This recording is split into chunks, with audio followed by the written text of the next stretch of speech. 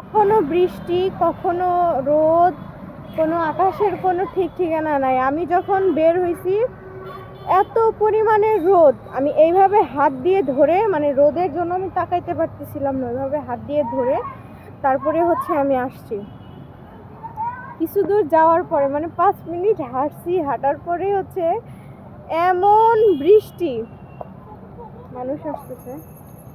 কিছু দূর হাঁটার পরে এমন বৃষ্টি, মোটামুটি 10 মিনিট টানা বৃষ্টি, জোরে জোরে। একটা ভালো মানুষ দাঁড়ায় থাকলে একদম ভিজে যাবে, মানে চুল টুল সব ভিজে যাবে, এমন বৃষ্টি। ভাই রে ভাই, পুরা বোরকা আমার ভিজে গেছে কেমন তাহলে। এখন আবার নাই, দেখেন একদম ক্লিয়ার। দেখে মনে হবে যে বৃষ্টি হয়েছে অনেকক্ষণ আগে, কিন্তু বৃষ্টি শেষ হয়েছে 2 মিনিটও হয়নি। কি একটা অবস্থা ওয়েদারের। তো বৃষ্টির পরে পার্কে আসলাম, ভাবছিলাম যে বাসায় যেয়ে বোরকাটা চেঞ্জ করব, কিন্তু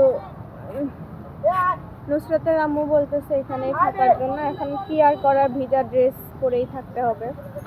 মানে আমি পুরা অবাক।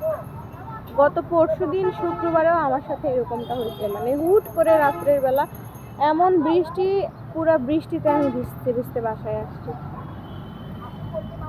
এখন আসলাম পার্কে একটু ঘুরবো, অনেক দিন পরে আসলাম। বলে না মানুষ যে মানে কাছে থাকলে আসলে ওটার মূল্যায়ন দেওয়া হয় না, ঠিক তেমন। তো অনেক দূর দূরান্ত থেকে মানুষ ধরো পিচ্ছি, একটা পিচ্ছি আছে আমার সাথে, আসো আসো।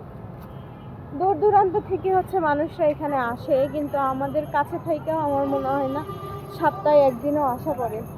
সে লাস্ট কবে আসছে মনেও নাই। আর আজকে আসলাম, তো ভাবছিলাম যে আগেই আজকে আইসা, এখন না আইসা বসবো, কিন্তু বৃষ্টির জন্য হয় নাই। তো এই যে ওয়েদার দেখেন। এখন এখন আমি এটার উপরে উঠবো। ইসরাত এখানেই দাঁড়াও, এখানেই দাঁড়াও, আইসো না, আইসো না। কিন্তু মাছ মাছ দেখা যায় অনেক। পানিটা আরেকটু পরিষ্কার হলে একবারে ভালোভাবেই দেখা যায়। তো ভাবছিলাম যে এগুলোর সাইডে একটু বসবো, কিন্তু বৃষ্টিতে একদম কাদা কাদা করে দিছে, বসার আর উপায় নেই। এখন ঘুরে ঘুরে ঘোরা লাগবে। চাচা শিক কাবাব বানাচ্ছে। শিক কাবাব মানে ওটা চপ না কি বলে, শিক কাবাব বলে। চাচা বানাচ্ছে।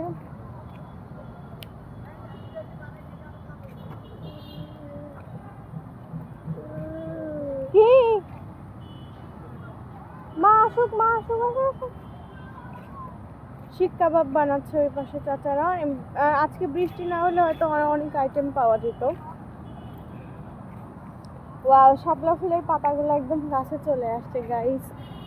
এগুলো হাত দিয়েই তুলে বের করা যাবে। বাচ্চারা মাছ ধরতেছে।